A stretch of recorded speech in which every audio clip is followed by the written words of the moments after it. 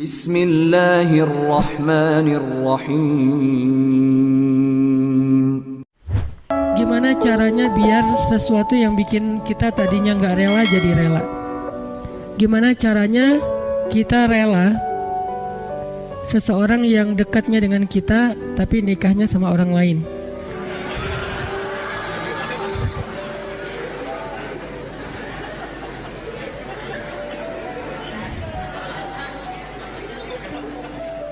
Soalnya saya juga nggak rela. Enak aja. Gimana caranya kayak gitu? Maaf ya, saya belum pernah ngerasain sakit sejauh itu, sedalam itu. Sesakit-sakitnya saya masih ada obatnya. Sekarang udah terobati. Apaan sih?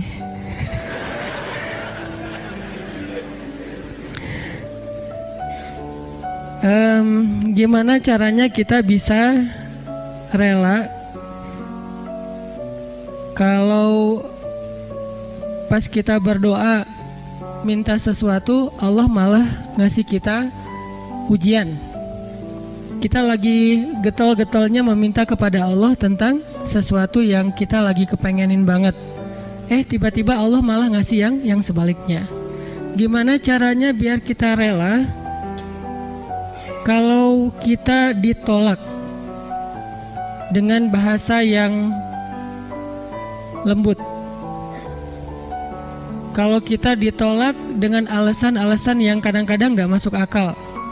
Kalau kita ditolak alasannya misalnya kayak kita kayaknya gak cocok soalnya hitung-hitungannya gak dapet misalnya. Atau karena mitos-mitos tertentu. Atau orang tuanya kayak gak sreg gitu sama kita. Padahal kita udah berjuang untuk caper-caperan habis-habisan. Modalnya juga udah keluar banyak. Tapi ditolak. Gimana caranya kita rela atau lega? Gimana biar kita lega? Ini ada nih. Kalau kita ke masjid pakai sendal eger, pulangnya nyeker.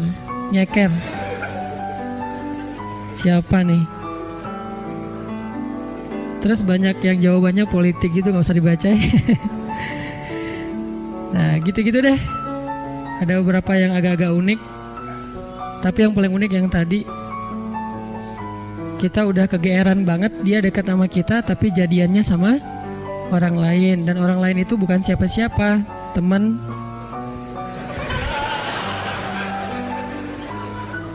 Nah, itu jahat banget. Gimana caranya kita bisa rela? Pernah gak teman-teman mencoba untuk melakukan sesuatu yang kita tuh udah siap-siap bakal gagal? Kayaknya bisa dipastiin gak akan berhasil. Contoh, kita kayak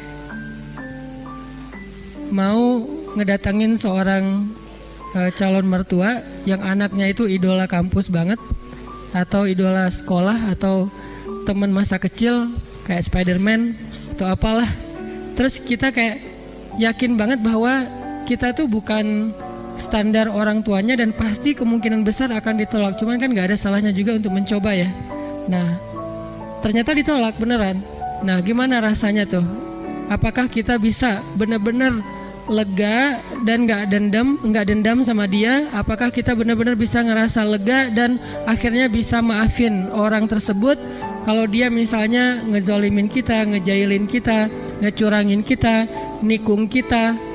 Yang terakhir agak berat sih, yang misalnya dia kayak memfitnah kita, ngomongin kita, mengkomen dengan hate di akun kita, meng-kick kita di grup atau nge-block kita di nomornya.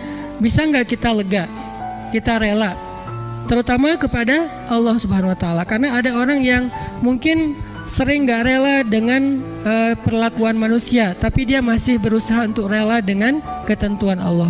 Yang parah tuh sampai ke Allah juga nggak rela. Dia nggak rela ketika Allah memberikan dia satu ketentuan. Bahkan nikmat pun kadang nggak rela. Dikasih nikmat sekian dia berharapnya lebih. Dikasih nikmat begini dia berharapnya begitu. Dikasih fisik yang ini dia berharapnya kayak gitu. Dan seterusnya. Kadang-kadang masalah rambut aja dia nggak rela. Belum lagi nanti masalah kulit. Belum lagi nanti masalah tinggi badan, masalah apa segala macam yang sifatnya emang takdir dia diciptakan kayak gitu. Beda dengan mungkin kalau yang masalah-masalah, katakanlah misalnya kayak sesuatu yang sifatnya karena usaha kita kayak berat badan atau jerawatan atau apa, ini kan relatif ya. Tapi kalau emang udah takdirnya kayak gitu, dia nggak rela. Termasuk dia nggak rela dengan ketentuan Allah, dia seorang laki-laki sehingga dia pengen jadi ya transgender gitulah, pengen jadi cewek, terus dia cewek pengen jadi cowok, terus dia bingung gitu, kok dua-duanya nggak enak ya, terus jadi saya jadi apa gitu kan ya. Nah ini nggak rela gitu kan. Nah ini semuanya adalah tentang syarhus sadar, berlapang dada. Berlapang dada pertama yang paling penting adalah berlapang dada terhadap ketentuan Allah, yang kalau dalam bahasa fikihnya kadang disebut dengan istilah takdir. Atau berlapang dada dengan sikap-sikap orang kepada kita. Seberapa besar lapang dada kita sehingga dada kita itu muat dengan kesalahan orang. Makin lapang, makin banyak kesalahan orang yang muat di dalam dada kita. Nggak sampai bikin kita nyesek. Jadi ada kesalahan masih lapang, nggak nyesekin kita, jadi kita masih santai. Kan orang kalau lapang, sebutlah kita kayak di sebuah ruangan atau di mobil aja nih. Kebenaran mobilnya mobil city car yang memang dua row gitu, seatnya cuma 4 orang.